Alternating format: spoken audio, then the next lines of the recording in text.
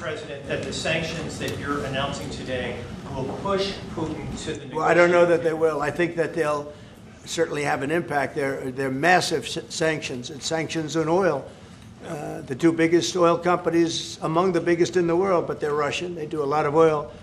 And hopefully it'll push, hopefully he'll become reasonable, and hopefully Zelensky will be reasonable too. You know, it takes two to tango, as they say. Do you still believe that Putin wants to take all of Ukraine?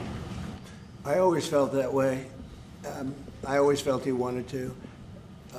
When I was in my first term, I was with, I was very close to him, relatively speaking. It was harder because of the Russia hoax.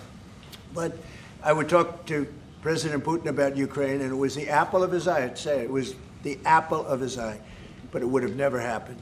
He knew the consequences were too great. When we had a rigged election and all of a sudden I wasn't there, he said, wow. I think he looked at Afghanistan, how horribly that was handled, so stupidly. And I think that really gave him a little additional, incentive. I always felt he wanted the whole thing, not a piece of it.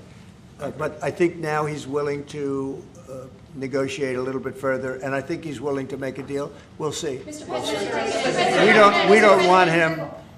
We don't want him to have the whole thing.